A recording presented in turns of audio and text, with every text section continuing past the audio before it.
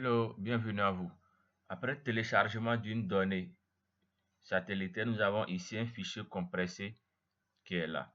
Il faudrait après décompresser ce fichier afin d'avoir un dossier comportant l'ensemble de nos différentes images. Donc nous allons ouvrir ce dossier-ci. Et dans ce dossier-ci, on a un ensemble d'informations, disons l'ensemble des bandes.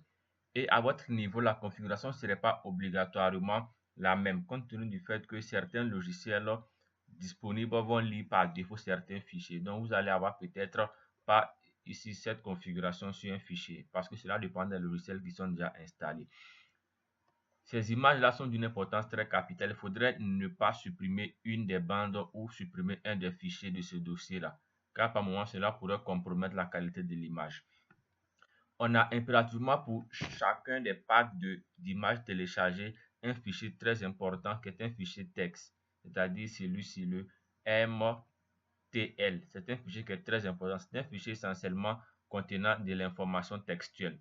On peut bien voir ici les informations concernant, je vais zoomer un peu, les informations concernant ici le satellite et d'autres informations d'une importance très capitale. Les différentes bandes sont là, la réflectance et d'autres informations, la radiance et autres. Donc, c'est un fichier qui est très important à ne pas modifier sans connaissance de cause, à ne pas supprimer. Voilà, il vous permettra de faire certains éléments très importants.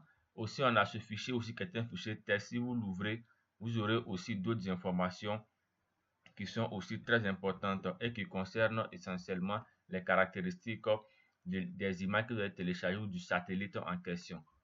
On a ici l'identifiant du satellite là, de la scène, excusez, de l'identifiant de la scène, le satellite ici en question, le nombre total de bandes.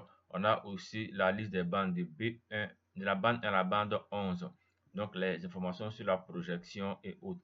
Donc on a un ensemble de paramétrages ici qui sont liés au satellite pour la capture de l'image. Donc vous pourrez vous en servir pour d'autres cas pratiques.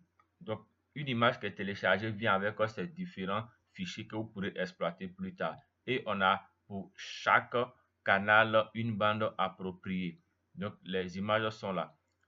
Elles semblent être illisibles, cela est normal parce que nous allons voir dans un logiciel comment rendre ces images-là lisibles, disons. Donc voici cette partie qui concerne essentiellement le contenu des images. Maintenant, ces images, il faudrait bien vérifier. Ce sont les images qui datent de 2020.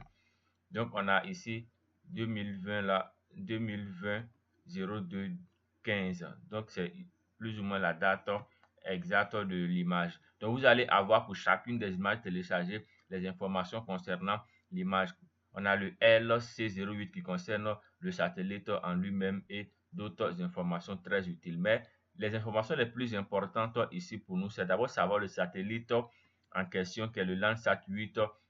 Ensuite, l'année de la donnée qui est 2020 et pour finir, la bande, le numéro de bande, disons. Donc ici, on a par exemple le B1. Vous voyez avec moi B1. Ici, on a le B2. Si je zoome un peu plus sur ces éléments-là, on peut mieux prévisualiser cela. Donc, on revient sur une bande. OK. On a par exemple cette bande-là. Donc, on voit avec moi qu'on a ici B3 qui désigne ici la bande 3. Donc, on a B4, B5 et B6. Donc, chacune des bandes ici portera le numéro correspondant pour qu'on puisse repérer cela facilement. Donc, lorsque vous aurez à faire une cartographie avec une bande quelconque, vous devrez choisir en tenant compte de l'information ici à ce niveau-là, B3, B4, B5. Donc, selon la bande, certaines analyses seront possibles. Et pour la suite de l'information, nous verrons aussi comment faire ces analyses-là. À très bientôt. Prenez soin de vous.